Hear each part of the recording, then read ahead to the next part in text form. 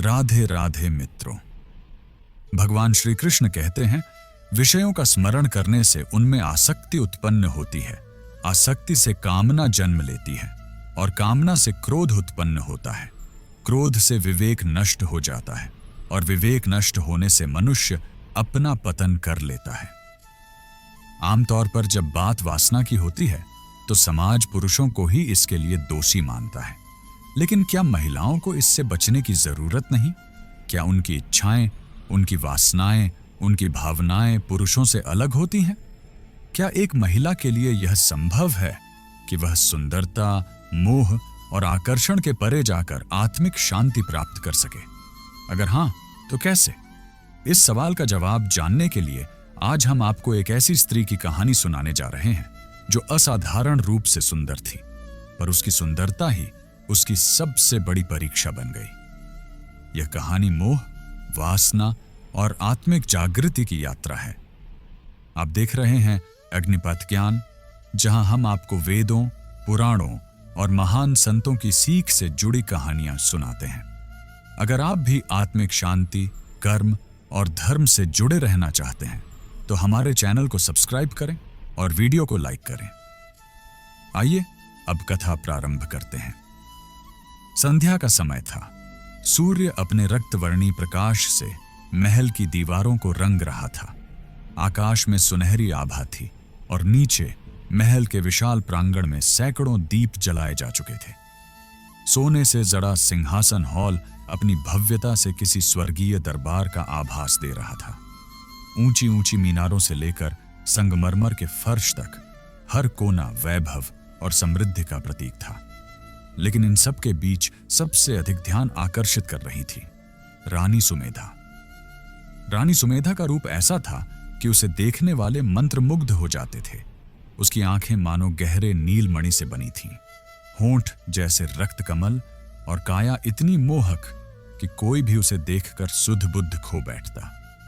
वह जब अपने रेशमी वस्त्रों में सजी हुई राज सिंहासन पर बैठती तो लगता मानो स्वयं इंद्रलोक की अप्सरा इस नश्वर धरा पर उतर आई हो। लेकिन जितनी सुंदर वह थी, उतना ही उसका हृदय कठोर और अभिमान से भरा हुआ था। वह जानती थी कि उसका सौंदर्य ही उसकी शक्ति है और इसी सौंदर्य के बल पर उसने न जाने कितने पुरुषों को अपने चरणों में झुकाया था। राजा, राजकुमार, सेनापति, मंत्री सभी उसकी एक झलक पाने के लिए लालायित रहते थे। उसकी नीति स्पष्ट थी, पुरुष केवल मनोरंजन के लिए होते हैं। वह उन्हें आकर्षित करती, उनका उपभोग करती और फिर जब ऊब जाती तो उन्हें दासों की भांति अपने दरबार से निकाल देती। उसके लिए प्रेम और वासना में कोई अंतर नहीं था। उस दिन भी राजसभा में कई युवा राजकुमार उपस्थित थे जो रानी की सुंदरता की प्रशंसा कर रहे थे। उनमें से एक ने चापलूसी करते हुए कहा, रानी, आपकी सुंदरता अप्सराओं को भी लज्जित कर सकती है। कोई भी पुरुष आपको देखकर अपने मन पर नियंत्रण नहीं रख सकता। रानी मंद मंद मुस्कुराई और अपने लंबे केशों को पीछे किया। वह जानती थी कि यह सच है। इस संसार में केवल दो ही चीजें मायने रखती हैं, सौंदर्य और शक्ति, उसने गर्व से कहा। लेकिन उसी सभा में एक व्यक्ति था जो रानी की इस बात से सहमत नहीं था। वह था महामंत्री व्यासदेव। वह उम्रदराज, विद्वान और अनुभवी था। उसने जीवन का गूढ़ सत्य समझ लिया था और रानी के इस विचार से असहमत था। व्यासदेव ने धीरे से कहा, रानी, सौंदर्य और शक्ति क्षणिक होते हैं, समय किसी को नहीं छोड़ता। आज जो दर्पण में सुंदरता दिखती है वह कल धूल में बदल जाएगी। रानी का चेहरा कठोर हो गया। उसे अपने सौंदर्य पर किसी भी प्रकार का संदेह या तर्क सहन नहीं था। उसकी आंखें क्रोध से चमक उठीं। व्यासदेव, क्या तुम मेरे सौंदर्य पर प्रश्न उठा रहे हो? उसने तीखे स्वर में कहा। महामंत्री ने शांत स्वर में उत्तर दिया, मैं केवल सत्य कह रहा हूं महारानी। सौंदर्य चिरस्थायी नहीं होता और जो इससे शक्ति का भ्रम पालता है वह एक दिन स्वयं इस भ्रम का शिकार बन जाता है। सभा में सन्नाटा छा गया। किसी ने पहले कभी रानी से इस प्रकार सत्य बोलने का साहस नहीं किया था। लेकिन रानी सुमेधा को यह अपमान सहन नहीं हुआ। उसने तुरंत आदेश दिया, व्यासदेव, तुम्हारा समय इस दरबार में समाप्त हुआ। अभी इसी क्षण राज्य छोड़ दो और फिर कभी इस महल की ओर देखने का प्रयास मत करना। महामंत्री ने बिना किसी भय के सिर झुकाया, एक क्षण के लिए रानी की आंखों में देखा और फिर बिना कुछ कहे महल से बाहर चला गया। रानी के होंठों पर एक हल्की मुस्कान थी। अब इस दरबार में कोई नहीं जो मेरी शक्ति पर प्रश्न उठा सके, उसने सोचा। लेकिन उसे नहीं पता था कि यह केवल शुरुआत थी। जो सत्य उसने आज अस्वीकार किया था, वही सत्य शीघ्र ही उसके जीवन का सबसे बड़ा रहस्य बनने वाला था। रानी सुमेधा के महल में हर दिन कोई न कोई नया आकर्षण उपस्थित होता। युवा राजकुमार, वीर योद्धा, धनिक व्यापारी, सभी उसकी एक मुस्कान के लिए आतुर रहते। वह जानती थी कि उसकी सुंदरता एक हथियार थी जिससे वह किसी को भी वश में कर सकती थी। लेकिन उसके दरबार में एक व्यक्ति ऐसा था जो उसकी मोहक दृष्टि से अप्रभावित था, राजगुरु चाणक्य। चाणक्य न केवल एक विद्वान ब्राह्मण थे, बल्कि राज्य के नीति निर्माता भी थे। वे धर्म और न्याय के मार्ग पर अडिग थे। रानी को यह स्वीकार नहीं था कि महल में कोई उसके प्रभाव से अछूता रहे। एक दिन जब दरबार समाप्त हुआ, रानी ने चाणक्य को अपने कक्ष में बुलाया। राजगुरु, रानी ने मोहक मुस्कान के साथ कहा, आपको मेरा सान्निध्य अच्छा नहीं लगता? चाणक्य ने शांत स्वर में उत्तर दिया, महारानी, मैं ज्ञान का दास हूं, इच्छाओं का नहीं। सौंदर्य क्षण भंगुर है, पर ज्ञान शाश्वत। रानी को यह उत्तर पसंद नहीं आया। उसने गहरी सांस ली और धीरे से पास जाकर कहा, क्या तुम्हें मेरी सुंदरता नहीं लुभाती? महारानी, चाणक्य बोले, जो नेत्र आत्मा को देख सकते हैं वे बाहरी सुंदरता से मोहित नहीं होते। यह सुनते ही रानी क्रोध से लाल हो गई। उसने राजगुरु को महल से निष्कासित करने का आदेश दे दिया। अगले ही दिन चाणक्य दरबार छोड़कर चले गए। लेकिन जाते जाते उन्होंने कहा, महारानी, सौंदर्य का नशा जब उतरता है तब आत्मा की प्यास प्रबल होती है। उस दिन आप स्वयं अपने प्रतिबिंब से डरेंगी। रानी ने उनकी बातों पर ध्यान नहीं दिया, लेकिन उस रात वह बेचैन रही। रानी सुमेधा की सुंदरता के चर्चे दूर दूर तक फैले हुए थे। उसके महल में हर समय प्रेमियों की भीड़ लगी रहती थी।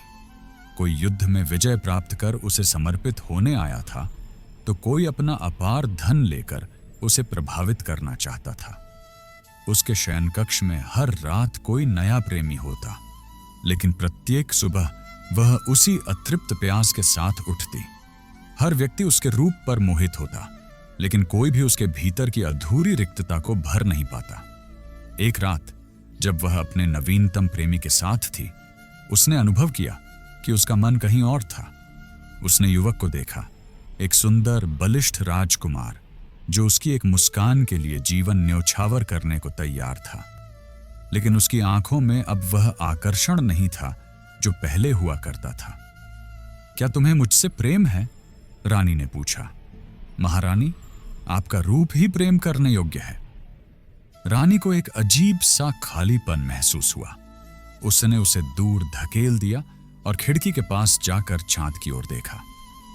क्या यह सब व्यर्थ है? उसने स्वयं से पूछा। लेकिन अगले ही दिन उसने अपनी इस बेचैनी को भुलाने के लिए नए प्रेमियों को बुला लिया। परंतु जितना अधिक वह भोग विलास में डूबती, उतनी ही उसकी आत्मा और अधिक प्यास से तड़पने लगती। महल में एक वृद्ध दासी थी, मालिनी।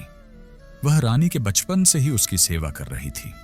मालिनी देख रही थी कि रानी दिन ब दिन अधिक व्याकुल और अधीर होती जा रही थी। एक रात जब महल के सभी लोग सो चुके थे, मालिनी रानी के कक्ष में आई। रानी शराब के नशे में झूल रही थी, लेकिन उसकी आंखों में गहरी बेचैनी थी। महारानी, क्या मैं कुछ कह सकती हूं? मालिनी ने धीरे से पूछा। रानी ने उसे देखा, फिर हंसते हुए बोली, क्या तुम मुझे उपदेश दोगी, बूढ़ी मालिनी? मालिनी मुस्कुराई और बोली, महारानी, मैं बस एक सत्य कहूंगी। रूप से खेलना सरल है, लेकिन जब आत्मा रोने लगे तो कौन संभालेगा? रानी ठाका मारकर हंसी, लेकिन उसके भीतर कुछ चटकने लगा था। मालिनी, तुम सोचती हो कि मेरी आत्मा रो रही है? हां महारानी, आत्मा की अतृप्त प्यास को कोई मनुष्य नहीं बुझा सकता। आप जितना अधिक चाहेंगी उतनी ही अधूरी रहेंगी। रानी ने गुस्से से एक कटोरा उठाकर जमीन पर फेंक दिया। मुझे तुम्हारी बेकार की बातों में कोई रुचि नहीं, जाओ यहां से। मालिनी चुपचाप झुककर चली गई। लेकिन उस रात रानी को नींद नहीं आई। सुबह होते ही महल के द्वार पर हलचल मच गई। एक सिद्ध संत जिनका नाम वशिष्ठ था, महल के प्रवेश द्वार पर खड़े थे। राज्य के लोग उन्हें महान योगी मानते थे। वे साधारण भिक्षु नहीं थे। उनकी आंखों में अद्भुत तेज था। रानी ने उन्हें दरबार में बुलवाया। संत वशिष्ठ ने रानी को गहरी दृष्टि से देखा और बोले, हे रानी, मैं तुम्हारे भीतर की आग देख सकता हूं। यह वासना की अग्नि है जो तुम्हें अंतहीन प्यास में जलाए रखेगी। रानी हंस पड़ी। संत, आप तो स्वयं को ज्ञानी मानते हैं, लेकिन आप यह नहीं जानते कि मैं संसार को अपने चरणों में झुका सकती हूं। मैं किसी अग्नि में नहीं जलती। संत मुस्कुराए और बोले, समय आने दो, शीघ्र ही तुम अपने सौंदर्य के अभिशाप को समझोगी। रानी ने उन्हें उपहास पूर्वक देखा। अच्छा, और यह कैसे होगा? संत ने धीरे से एक रहस्यमयी दर्पण निकाला। इस दर्पण में देखो रानी, इसमें तुम्हें वह दिखेगा जो तुम स्वयं से भी छिपा रही हो। रानी ने संदेह से दर्पण की ओर देखा। उसे लगा कि यह बस एक साधारण आईना है। उसने उसे लेने के लिए हाथ बढ़ाया, लेकिन जैसे ही उसने उसमें झांका, उसका रक्त जम गया। दर्पण में कोई सुंदर स्त्री नहीं थी। उसमें एक कुरूप, झुलसी हुई भयावह आकृति थी, जिसकी आंखों में पीड़ा और असीम दुख था। रानी ने चीख मारकर दर्पण जमीन पर गिरा दिया। यह छलावा है, यह जादू है, वह क्रोधित होकर बोली। संत केवल मुस्कुराए और बोले, नहीं, यह सत्य है और तुम इस सत्य से भाग नहीं सकती। रानी के होंठ कांप रहे थे। यह पहली बार था जब उसने अपने भीतर डर को महसूस किया था। रानी सुमेधा ने जब उस दर्पण में स्वयं को देखा तो उसकी आत्मा कांप उठी। वह जो अपनी सुंदरता को अपना सबसे बड़ा धन समझती थी, आज उसी की छवि उसे डराने लगी थी। वह दर्पण जमीन पर पड़ा था, लेकिन रानी की आंखें उससे हटने का नाम नहीं ले रही थीं। यह क्या था? उसकी आवाज थरथरा रही थी। संत वशिष्ठ ने गहरी नजर से उसे देखा और बोले, यह वही है जो भीतर है। वासना, मोह और अहंकार ने तुम्हारे भीतर जो आग जलाई है, वही तुम्हारी वास्तविकता बन रही है। बाहरी सौंदर्य एक मृग तृष्णा है। रानी, यह अधिक समय तक तुम्हारे पास नहीं रहेगा। रानी ने झटके से सिर हिलाया। नहीं, यह सच नहीं हो सकता। मैं संसार की सबसे सुंदर स्त्री हूं। मेरी छवि ऐसी नहीं हो सकती। संत शांत भाव से बोले, यदि तुम्हें सत्य पर विश्वास नहीं तो इस दर्पण को लेकर जाओ। जब जब तुम इसे देखोगी, तुम्हें अपनी आत्मा का स्वरूप दिखाई देगा। रानी ने क्रोध में दर्पण को उठाकर महल के एक कोने में फेंक दिया और संत को दरबार से बाहर निकालने का आदेश दिया। लेकिन अब उसके मन में एक अनजाना भय घर कर चुका था। उस रात जब वह अपने शयन कक्ष में अकेली थी, तो अनायास ही उसका ध्यान उस दर्पण की ओर चला गया। क्या सच में मेरी आत्मा इतनी कुरूप हो गई है? यह विचार उसे चैन नहीं लेने दे रहा था। रानी सुमेधा ने सोचा कि इस भय से मुक्त होने का सबसे अच्छा तरीका यह होगा कि वह पहले की तरह ही विलासिता में डूबी रहे। इसलिए उसने अपने सबसे प्रिय प्रेमी राजकुमार आदित्य को बुलाया। आदित्य उसकी सुंदरता पर मोहित था। जब वह महल में पहुंचा तो उसकी आंखों में वही दीवानगी थी जो रानी को पसंद थी। रानी, तुम आज भी चंद्रमा से अधिक उज्जवल हो, उसने कहा। लेकिन आज रानी को यह प्रशंसा सुनकर संतोष नहीं हुआ। जब आदित्य ने उसे बाहों में भरना चाहा तो उसे एक अजीब सी घुटन महसूस हुई। क्या यह सब केवल दिखावा है? क्या इन प्रेमियों को केवल मेरा रूप चाहिए? उसका मन अचानक विद्रोह कर उठा। उसने आदित्य को दूर धकेल दिया और कठोर स्वर में कहा, बस मुझे अकेला छोड़ दो। आदित्य चौंक गया। रानी, क्या कुछ गलत हो गया? जाओ यहां से, रानी चिल्लाई। आदित्य निराश होकर महल छोड़कर चला गया। लेकिन उस रात रानी सो न सकी। पहली बार उसने महसूस किया कि वासना और प्रेम में अंतर होता है। रानी सुमेधा ने सोचा कि इस भय से मुक्त होने का सबसे अच्छा तरीका यह होगा कि वह पहले की तरह ही विलासिता में डूबी रहे। इसीलिए उसने अपने सबसे प्रिय प्रेमी राजकुमार आदित्य को बुलाया। आदित्य उसकी सुंदरता पर मोहित था। जब वह महल में पहुंचा तो उसकी आंखों में वही दीवानगी थी जो रानी को पसंद थी। रानी, तुम आज भी चंद्रमा से अधिक उज्जवल हो, उसने कहा। लेकिन आज रानी को यह प्रशंसा सुनकर संतोष नहीं हुआ।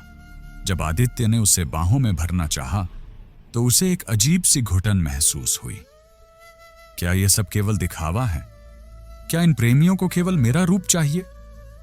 उसका मन अचानक विद्रोह कर उठा। उसने आदित्य को दूर धकेल दिया और कठोर स्वर में कहा, बस मुझे अकेला छोड़ दो। आदित्य चौंक गया। रानी, क्या कुछ गलत हो गया? जाओ यहां से, रानी चिल्लाई। आदित्य निराश होकर महल छोड़कर चला गया। लेकिन उस रात रानी सो न सकी। पहली बार उसने महसूस किया कि वासना और प्रेम में अंतर होता है। अगले कुछ दिनों तक रानी ने स्वयं को महल के अंदर बंद रखा। उसने किसी भी प्रेमी को मिलने की अनुमति नहीं दी। न ही वह दरबार में गई। महल की दासियां फुसफुसाने लगी, रानी को क्या हो गया है? कहीं किसी जादूगर ने उन पर कोई मंत्र तो नहीं डाल दिया? रानी इन बातों से अनजान नहीं थी, लेकिन अब उसे किसी की परवाह नहीं थी। हर दिन वह दर्पण को देखने से खुद को रोकती, लेकिन मन ही मन जानती थी कि वह उससे बच नहीं सकती। अकेलेपन ने धीरे धीरे उसे घेर लिया था। उसे पहली बार यह एहसास हुआ कि उसके पास भोग विलास तो था, लेकिन कोई सच्चा साथी नहीं था। उसी रात उसने अपनी सबसे प्रिय दासी मालिनी को अपने पास बुलाया। मालिनी, उसने धीमे स्वर में कहा, क्या तुम मुझसे सत्य कहोगी? मालिनी ने सिर झुका दिया। हुक्म करें महारानी। रानी ने गहरी सांस ली। क्या तुम सोचती हो कि मैं सच में सुंदर हूं? मालिनी कुछ पल चुप रही, फिर बोली, बाहर से या भीतर से? यह उत्तर सुनते ही रानी का कलेजा कांप उठा। रानी ने मालिनी को जाने दिया, लेकिन उसके शब्द उसके मन में गूंजते रहे। अंततः उसने निश्चय किया कि वह एक बार फिर उस दर्पण को देखेगी। धीरे धीरे वह उस कोने में गई जहां उसने दर्पण को फेंका था। कांपते हाथों से उसने उसे उठाया और उसमें झांका। जैसे ही उसकी नजर दर्पण में पड़ी, उसने देखा कि उसकी छवि पहले से भी अधिक भयावह हो गई थी। चेहरा झुर्रियों से भरा, आंखें ढंसी हुईं और होंठ काले पड़ चुके थे। रानी ने चीख मारकर दर्पण गिरा दिया। नहीं, यह सच नहीं हो सकता। लेकिन जब उसने महल के सामान्य दर्पण में खुद को देखा तो वह अब भी वैसी ही सुंदर थी जैसी पहले थी। तो क्या यह केवल मेरी आत्मा का प्रतिबिंब है? उसने घबराकर सोचा। अब वह समझ चुकी थी कि यह दर्पण कोई साधारण वस्तु नहीं थी। यह उसे उसकी वास्तविकता दिखा रहा था। लेकिन क्या वह इस सच का सामना करने के लिए तैयार थी? रानी ने उस रात महल के सभी दर्पण हटवा दिए। उसने सोचा कि यदि वह उस जादुई दर्पण को देखना बंद कर देगी तो शायद वह डर भी चला जाएगा। लेकिन यह इतना आसान नहीं था। अब उसे हर जगह वही कुरूप छवि दिखाई देने लगी, कभी दीवारों पर, कभी जल में, कभी अपनी परछाई में। यह क्या हो रहा है? वह बुदबुदाई। अचानक उसे संत वशिष्ठ की बात याद आई। वासना की अग्नि अंततः स्वयं को ही भस्म कर देती है। अब उसके पास दो ही मार्ग थे। या तो वह इस भय से हार मान ले और अपने अहंकार में डूबी रहे, या फिर इस सत्य का सामना करे। रानी ने ठान लिया कि उसे इस रहस्य को समझना ही होगा। अगले दिन वह संत वशिष्ठ को ढूंढने के लिए अपने घोड़े पर सवार होकर महल से बाहर निकल पड़ी। रानी सुमेधा दर्पण में जो देख चुकी थी उसे भूल पाना असंभव था, लेकिन उसका मन इसे स्वीकार नहीं कर पा रहा था। वह एक ही रात में कैसे कुरूप हो सकती थी? क्या यह कोई छलावा था, कोई काला जादू, या फिर यह किसी दुश्मन का षड्यंत्र था? रानी क्रोध में कांप उठी। उसने महल के सैनिकों को बुलाया और आदेश दिया, उस साधु को तुरंत पकड़कर मेरे सामने लाओ। सैनिक दौड़ पड़े। कुछ ही क्षणों में वे सिद्ध संत को पकड़कर ले आए। उनके चेहरे पर वही शांत मुस्कान थी जो पहले थी। रानी ने उबलते हुए स्वर में कहा, तुमने मेरे साथ छल किया है। ये दर्पण तुम्हारा कोई मायाजाल है। संत ने धीरे से उत्तर दिया, रानी, ये कोई छल नहीं, ये दर्पण केवल तुम्हें तुम्हारी आत्मा का वास्तविक रूप दिखाता है। रानी ने गुस्से में आकर सैनिकों को आदेश दिया, इन्हें तुरंत कारागार में डाल दो। जब तक यह जादू नहीं तोड़ते तब तक इन्हें कैद में रखो। संत को ले जाया गया, लेकिन जाते जाते वे मुस्कुराए और बोले, सत्य को कैद नहीं किया जा सकता महारानी, वह स्वयं तुम्हारे भीतर जागेगा। रानी ने उनकी बात को अनसुना कर दिया। वह सोच रही थी कि इस समस्या का समाधान कैसे निकाला जाए। उसने महल के तांत्रिकों और राज ज्योतिषियों को बुलाया, लेकिन कोई भी उसे इस रहस्य को सुलझाने का उपाय नहीं बता सका। रात होते ही वह फिर दर्पण के सामने गई। उसके भीतर कहीं न कहीं यह भय था कि कहीं आज फिर वही दृश्य न दिख जाए। उसने कांपते हाथों से दर्पण उठाया और जैसे ही उसमें देखा, वह चीख उठी। दर्पण में फिर वही जली हुई भयावह छवि थी, लेकिन इस बार यह पहले से भी अधिक स्पष्ट थी। रानी घबराकर पीछे हट गई और दर्पण जमीन पर गिर पड़ा। उसकी चीख सुनकर दासियां दौड़ती हुई आईं। महारानी, क्या हुआ? रानी कुछ बोल नहीं पाई। उसकी सांसें तेज चल रही थीं। वह किसी तरह अपने आप को संभालती हुई बोली, यह दर्पण, इसमें क्या तुमने कुछ अजीब देखा? दासियों ने दर्पण उठाकर देखा, लेकिन उन्हें उसमें रानी का वही रूप दिखाई दिया जो वास्तविक था, सुंदर, आकर्षक और मोहक। महारानी, यह तो बिल्कुल वैसा ही है जैसा हमेशा था। रानी अविश्वास से देख रही थी। यह कैसा जादू था? क्या यह सचमुच केवल उसी को दिख रहा था? अब उसका संदेह और गहरा गया। उसने महल के अन्य लोगों को भी बुलाया, मंत्री, सैनिक, राजपुरोहित, लेकिन कोई भी उसकी बात को नहीं समझ सका। सबने उसे समझाने की कोशिश की कि दर्पण में कोई विकृति नहीं है, लेकिन रानी जानती थी कि वह जो देख रही है वह केवल उसका भ्रम नहीं हो सकता। रानी के भीतर अब केवल एक ही सवाल था, आखिर यह सब क्या है? उसने तय किया कि उसे संत से ही इसका उत्तर लेना होगा। अगले ही दिन वह कारागार में गई। संत को उसने अंधेरे कोठरी में बंद करवा दिया था, लेकिन वे वहीं शांत भाव से ध्यान मग्न बैठे थे। तुमने क्या किया है? रानी ने गुस्से में कहा।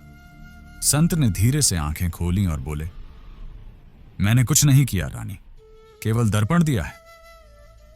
तो यह सब क्या है? मैं दर्पण में अपनी आत्मा को विकृत क्यों देख रही हूं? संत ने गहरी सांस ली और कहा, क्योंकि यही तुम्हारी आत्मा का वास्तविक रूप है। रानी अवाक रह गई। झूठ?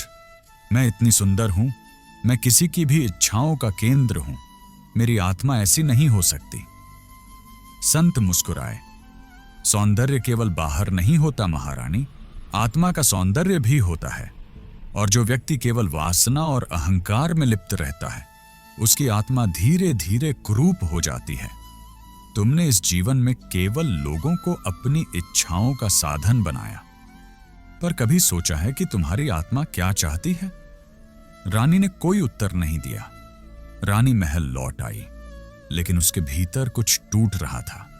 उसे याद आया कि बचपन में वह कितनी निष्पाप थी।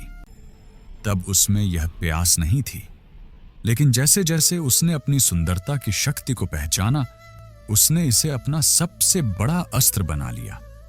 हर पुरुष को उसने अपने रूप में बांधने की कोशिश की, लेकिन क्या वह खुद कभी संतुष्ट हुई? उसकी प्यास कभी बुझी ही नहीं। जितना अधिक उसने इसे तृप्त करने की कोशिश की, उतनी ही बढ़ती गई। अब उसे एहसास हुआ कि संत ठीक कह रहे थे। यह केवल शारीरिक आकर्षण की भूख नहीं थी, यह उसकी आत्मा की एक अतृप्त प्यास थी, जिसे वह गलत जगह खोज रही थी। रानी ने निश्चय किया कि वह संत के पास जाकर कुछ और जानेगी।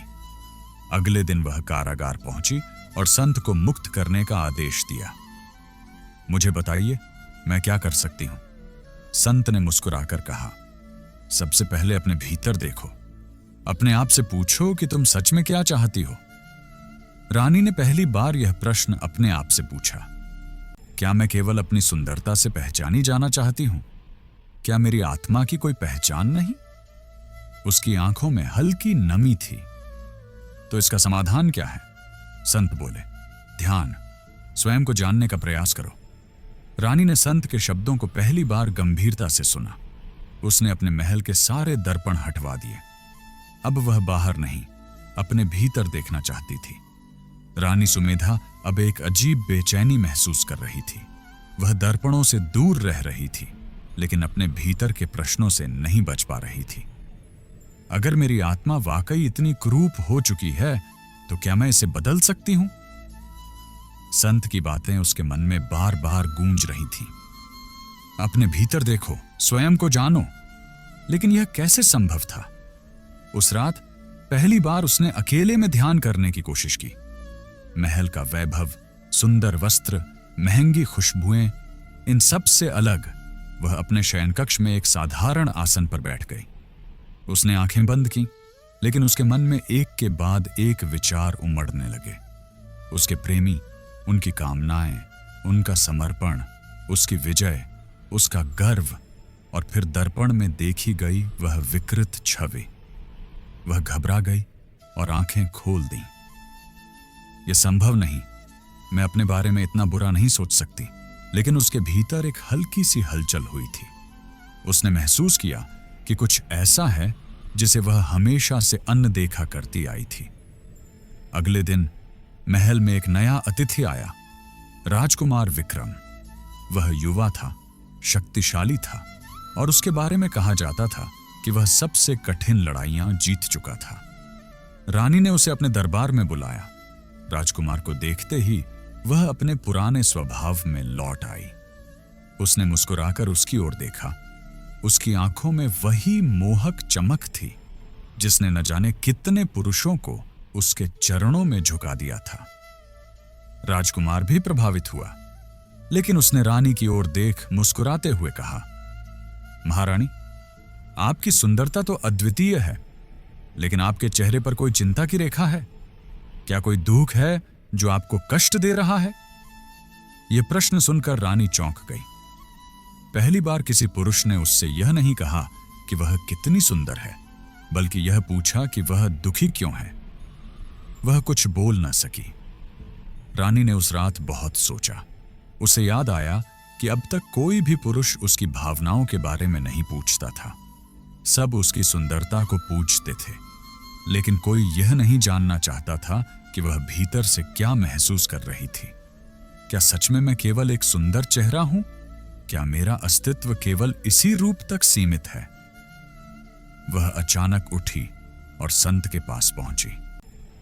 इस बार उसके स्वर में पहले जैसा अहंकार नहीं था।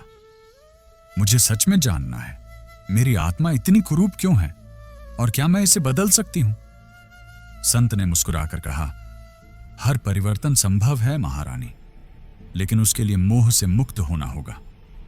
रानी समझ नहीं पाई। मोह से मुक्त? तुमने अपना पूरा जीवन लोगों को आकर्षित करने में बिताया है, लेकिन क्या तुमने कभी किसी को बिना किसी स्वार्थ के प्रेम किया? रानी चुप रही। उसने प्रेम का अनुभव किया था, लेकिन वह प्रेम केवल वासना और अधिकार पर आधारित था। तो मैं क्या करूं? पहले खुद को प्रेम करना सीखो, बिना किसी बाहरी पहचान के। रानी के लिए यह नया विचार था। क्या वह खुद को केवल अपनी सुंदरता के बिना पहचान सकती थी? रानी ने एक बड़ा निर्णय लिया। उसने अगले दिन अपने सारे गहने, महंगे वस्त्र और श्रृंगार के सामान हटा दिए। वह पहली बार बिना किसी आभूषण के, बिना किसी श्रृंगार के आईने के सामने खड़ी हुई। उसने अपने चेहरे को ध्यान से देखा। वह अब भी सुंदर थी, लेकिन भीतर कुछ बदल रहा था। उस दिन जब वह दरबार में आई तो सभी आश्चर्यचकित थे। उसकी सादगी देखकर लोग फुसफुसाने लगे। लेकिन सबसे अधिक चौंकाने वाला पल तब आया जब राजकुमार विक्रम ने उसकी ओर देखा और मुस्कुराकर कहा, अब पहली बार मैं सच में आपकी सुंदरता देख पा रहा हूं। रानी अचरज में पड़ गई। रानी अब प्रतिदिन ध्यान करने लगी। उसने अपने भीतर के विचारों को देखना शुरू किया। धीरे धीरे उसे महसूस होने लगा कि उसकी प्यास, उसका मोह, उसकी तृष्णा, सब कुछ केवल एक भ्रम था। लेकिन यह राह आसान नहीं थी। उसके भीतर अभी भी पुराने विचार लौट आते थे, पुराने प्रेमी, पुरानी इच्छाएं, पुरानी जीतें। एक दिन उसने संत से पूछा, अगर मैं इस मोह से मुक्त होना चाहती हूं तो क्या मुझे सब कुछ त्याग देना होगा? संत ने मुस्कुराकर उत्तर दिया, त्याग बाहर से नहीं, भीतर से करना पड़ता है। जब तुम्हें स्वयं के भीतर सच्ची तृप्ति मिलेगी, तब तुम्हें बाहर की चीजें स्वयं ही अर्थहीन लगने लगेंगी। रानी अब इस यात्रा के पहले चरण पर थी। रानी सुमेधा भले ही साधना के मार्ग पर चलने की कोशिश कर रही थी, लेकिन उसका मन अब भी पूरी तरह से मुक्त नहीं हो पाया था। ध्यान के क्षणों में जब वह अपने भीतर झांकती तो उसे अपने पुराने दिनों की यादें परेशान करने लगती। कितने ही पुरुष उसकी एक मुस्कान के लिए कुछ भी करने को तैयार रहते थे। अब वह सब उससे दूर हो रहे थे। महल में उसकी वही पुरानी चमक नहीं रही थी। क्या यह सही कर रही हूं? उसने खुद से पूछा। इसी उलझन में वह एक रात फिर से दर्पण के सामने खड़ी हो गई। उसने खुद को ध्यान से देखा। अब वह पहले की तरह गहनों से सजी हुई नहीं थी, लेकिन उसकी आंखों में एक अलग प्रकार की चमक थी। क्या यह आभा पहले भी थी? वह अपने भीतर कुछ बदलता हुआ महसूस कर रही थी, लेकिन मोह अब भी पूरी तरह से गया नहीं था। वह जानती थी कि संत ने जो कहा था वह सही था, त्याग भीतर से करना होता है, लेकिन उसका मन बार बार उसे पीछे खींच रहा था। अगले दिन दरबार में एक अप्रत्याशित आगंतुक आया, राजकुमार अर्जुन। वह उन पुरुषों में से था जो रानी के प्रेम जाल में पूरी तरह फंस चुके थे। महारानी, आपने मुझे क्यों बुलाना बंद कर दिया? उसने सीधे पूछा। रानी चुप रही। राजकुमार ने आगे कहा, क्या मेरा प्रेम आपके लिए कुछ भी नहीं था? रानी ने पहली बार इस प्रश्न पर गंभीरता से विचार किया। क्या वह वास्तव में प्रेम था या केवल आकर्षण? उसने संयमित स्वर में कहा, राजकुमार, यह प्रेम नहीं था, यह केवल एक मोह था, एक क्षणिक आकर्षण। राजकुमार हतप्रभ रह गया। उसने कभी नहीं सोचा था कि रानी यह कहेगी। तो क्या अब आप हम सबको भूल जाएंगे? रानी ने गहरी सांस ली और कहा, मैं खुद को खोजने निकली हूं अर्जुन, और शायद जो मैं अब तक थी वह मेरी सच्ची पहचान नहीं थी। राजकुमार ने एक दर्द भरी मुस्कान दी और बोला, काश मैं भी यह समझ पाता। उसकी आंखों में एक अजीब खालीपन था। वह चला गया, लेकिन रानी के भीतर एक नया सवाल छोड़ गया। क्या मोह से मुक्त होने का अर्थ यह है कि मैं सभी रिश्तों से दूर हो जाऊं? रानी इस सवाल से जूझ ही रही थी कि अचानक महल में हलचल मच गई। एक राज्य के राजा ने उसके खिलाफ युद्ध छेड़ने की धमकी दी थी। उनका संदेश साफ था, या तो महारानी हमारे राजा के साथ विवाह करें या युद्ध के लिए तैयार रहें। यह सुनकर महल में हड़कंप मच गया। रानी के मंत्रीगण सलाह देने लगे, महारानी, विवाह कर लीजिए, इससे राज्य सुरक्षित रहेगा। हम युद्ध के लिए तैयार नहीं हैं, हमें समझौता करना होगा। रानी के सामने सबसे बड़ी परीक्षा थी। एक ओर उसका राज्य था, दूसरी ओर उसकी स्वतंत्रता। वह संत के पास गई और बोली, क्या मैं अपने राज्य के लिए अपना त्याग कर दूं? संत ने उत्तर दिया, त्याग तब तक वास्तविक नहीं होता जब तक वह स्वेच्छा से न किया जाए। यदि यह बाध्यता है तो यह त्याग नहीं, पराधीनता है। रानी ने निर्णय ले लिया, मैं विवाह नहीं करूंगी। अब युद्ध अपरिहार्य था। रानी ने अपनी सेना को संगठित किया। वह अब केवल एक मोहक स्त्री नहीं थी, बल्कि एक सशक्त शासक थी। जब युद्ध का दिन आया तो रानी ने पहली बार युद्ध के मैदान में कदम रखा। उसने अपने राज्य को बचाने के लिए पूरी शक्ति लगा दी। यह कोई साधारण युद्ध नहीं था, यह उसकी आत्मा का युद्ध था। वह सोच रही थी, क्या मैं पहले भी इतनी शक्तिशाली थी, लेकिन मुझे इसका एहसास नहीं था। युद्ध कई दिनों तक चला। अंततः रानी की सेना विजयी रही, राज्य सुरक्षित था। लेकिन अब महल में हर कोई बदलती हुई रानी को देख रहा था। वह अब भी सुंदर थी, लेकिन उसकी सुंदरता केवल बाहरी नहीं थी। उसकी आंखों में अब गहराई थी जो पहले नहीं थी। युद्ध जीतने के बाद रानी ने महल में एक सभा बुलाई। उसने सबके सामने कहा, आज से मेरा शासन पहले जैसा नहीं रहेगा। मैं अब केवल सत्ता और आकर्षण के लिए नहीं जीऊंगी। मैं एक नई राह चुन रही हूं। महल में खुसफुसाहट शुरू हो गई। फिर रानी ने एक और निर्णय लिया, अब मैं साधना के मार्ग पर चलूंगी। सभी आश्चर्यचकित थे। क्या महारानी अब सन्यास लेंगी? लेकिन रानी ने मुस्कुराकर कहा, सन्यास का अर्थ केवल जंगल में जाना नहीं होता। मैं यहां रहकर भी भीतर से मुक्त हो सकती हूं।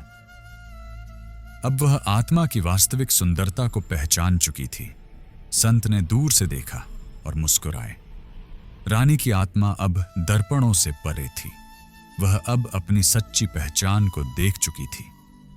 हे मेरे प्रियजनों, यह संसार एक मोह का खेल है, जहां मनुष्य अपने ही विकारों में फंसकर अपनी आत्मा को भूल जाता है। क्या तुमने कभी सोचा है कि यह आकर्षण, यह वासना जो तुम्हारे मन मस्तिष्क में बार बार जन्म लेती है, आखिर है क्या? यह कोई बाहरी शक्ति नहीं, बल्कि तुम्हारी अपनी ही इच्छाओं का विस्तार है। यह वह जाल है जिसे तुम स्वयं अपने चारों ओर बुनते हो और फिर उसी में उलझकर छटपटाते रहते हो। जिस प्रकार कोई पतंगा दीपक की लौ को प्रेम समझकर उसकी ओर बढ़ता है और अंततः जलकर नष्ट हो जाता है, वैसे ही मनुष्य जब वासना को प्रेम समझ लेता है, तब वह अपने ही अंत की ओर बढ़ता है। प्रेम और वासना में उतना ही अंतर है जितना जल और अग्नि में। जल जीवन देता है, अग्नि सब कुछ भस्म कर देती है। यदि तुमने अपने मन को सही मार्ग पर नहीं चलाया, तो यह अग्नि तुम्हारे विचारों को, तुम्हारी इच्छाओं को और तुम्हारे पूरे जीवन को जलाकर राख कर देगी। हे मेरे प्रियजनों, मनुष्य के जीवन में स्त्री और पुरुष एक दूसरे के पूरक होते हैं, परंतु जब यह संबंध मात्र शरीर तक सीमित रह जाता है, तो यह संबंध नहीं, एक व्यापार बन जाता है। और व्यापार में प्रेम नहीं होता, केवल लेन देन होता है। तुम सोचते हो कि कोई व्यक्ति तुम्हें सुख देगा, तुम्हारी तृष्णा को शांत करेगा, पर क्या यह सत्य है? क्या यह तृष्णा कभी समाप्त हुई है? नहीं, यह वासना एक ऐसी प्यास है जिसे जितना बुझाने की कोशिश करोगे, यह उतनी ही बढ़ती जाएगी। जब कोई स्त्री किसी पुरुष को मात्र उसकी धन दौलत या उसकी शारीरिक आकांक्षाओं के लिए चाहती है, या जब कोई पुरुष किसी स्त्री को केवल उसकी सुंदरता के लिए चाहता है, तो यह चाहना नहीं, यह केवल एक भ्रम है। यह एक ऐसा भ्रम है जो कुछ समय के लिए आनंद देता है, परंतु अंततः दुख ही देता है। क्या तुमने कभी सोचा है कि तुम्हारे जीवन का असली उद्देश्य क्या है? क्या यह मात्र शरीर की संतुष्टि है? नहीं मेरे प्रियजनों, तुम्हारा जन्म एक महान उद्देश्य के लिए हुआ है। तुम केवल इस क्षणिक सुख के लिए नहीं आए, तुम इस संसार में आत्म साक्षात्कार के लिए आए हो। उस दिव्य प्रेम को समझने के लिए आए हो जो आत्मा का प्रेम है। हे मेरे प्रियजनों, यदि तुम इस जीवन में सच्ची शांति चाहते हो, तो अपनी इच्छाओं को नियंत्रित करना सीखो। इच्छाएं तब तक तुम्हें नियंत्रित करेंगी जब तक तुम उन्हें नियंत्रित नहीं करोगे। यह मन चंचल है, यह बार बार विषयों की ओर भागता है, परंतु जो व्यक्ति अपने मन को साध लेता है, वही सच्चा विजेता होता है। स्मरण रखो, जब तक तुम किसी बाहरी वस्तु में सुख खोजते रहोगे, तब तक तुम्हें केवल निराशा ही मिलेगी। असली सुख तुम्हारे भीतर है, आत्मा में है, परमात्मा में है। यह वासना का मोह, यह इच्छाओं का बंधन तुम्हें बार बार जन्म मरण के चक्र में बांधता रहेगा। यदि तुम इससे मुक्त होना चाहते हो, तो आत्म नियंत्रण को अपनाओ, ध्यान में बैठो, अपने भीतर झांको और देखो कि तुम कौन हो। हे मेरे प्रियजनों, जीवन बहुत छोटा है, इसे क्षणिक सुखों में न गंवाओ। अपनी आत्मा को पहचानो, अपने सच्चे स्वरूप को जानो और उस प्रेम की ओर बढ़ो जो शरीर से परे है, जो दिव्य है, जो अनंत है। यही सच्चा धर्म है, यही जीवन का परम सत्य है। हे मेरे प्रियजनों, यदि यह ज्ञान आपके हृदय को छू गया हो तो इसे अपने जीवन में उतारें और वासना की आग में जलने से पहले आत्म साक्षात्कार का मार्ग अपनाएं। इस अमूल्य सीख को अपने मित्रों और परिवार के साथ साझा करें ताकि वे भी सत्य को समझ सकें।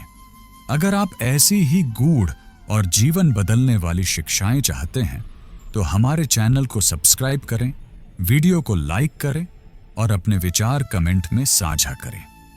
याद रखें, जीवन अमूल्य है।